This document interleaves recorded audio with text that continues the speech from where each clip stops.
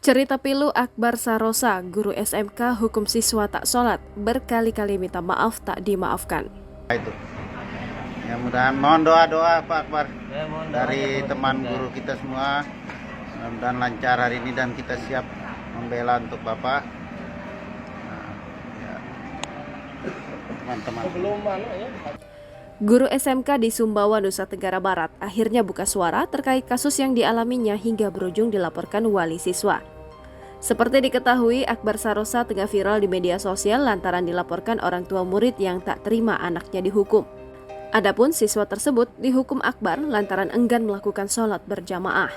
Melansir Kompas.com, Akbar merupakan guru pendidikan agama Islam di sebuah SMK negeri di Kabupaten Sumbawa Barat. Ia baru 2 tahun menjadi guru dan masih berstatus sebagai honorer. Menanggapi soal laporan wali siswa yang melaporkannya ke pihak berwajib, Akbar mengaku sudah meminta maaf dan mendatangi orang tua siswa.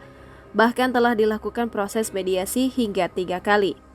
Saya sudah minta maaf kepada orang tua siswa, bahkan mediasi dilakukan oleh pihak sekolah sampai 3 kali. Jelas Akbar Sarosa dilansir Kompas.com, Senin 9 Oktober 2023. Akbar juga pergi ke rumah orang tua A dan meminta maaf, tapi tak kunjung dimaafkan. Tak berhenti sampai di situ, Akbar meminta bantuan kepada pihak keluarga dan kerabat terdekat A untuk meminta maaf. Namun dia mengaku dimintai uang 50 juta rupiah agar proses damai bisa disetujui orang tua korban. Saya jujur katakan tidak punya uang sampai segitu. Saya masih honorer, gaji sebulan 800 ribu rupiah, ucap Akbar.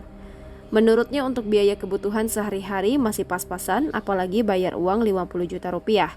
Untuk biaya kebutuhan sehari-hari saja masih pas-pasan, apalagi harus bayar 50 juta, uang dari mana? Terang Akbar. Namun setelah permintaan maaf itu, orang tua A melaporkan kasus tersebut ke Polres Sumbawa Barat. Proses mediasi pun telah dilakukan oleh pihak kepolisian, namun hasilnya nihil. Orang tua A tak kunjung membuka pintu maaf hingga akhirnya kasus tersebut bergulir ke persidangan. Terpisah, Kasat Reskrim Polres Sumbawa Barat, Ibtu Adi Satya, mengatakan pihaknya telah melakukan upaya mediasi sebanyak 2 kali. Pengaduan tanggal 26 Oktober 2022 disampaikan pelapor orang tua siswa. Kami lakukan penyelidikan sembari memberi waktu proses restoratif justice. Sekolah juga upayakan mediasi sebanyak 3 kali, tapi tetap tidak ada kata sepakat. Jelasnya. Download Tribun X sekarang. Menghadirkan lokal menjadi Indonesia.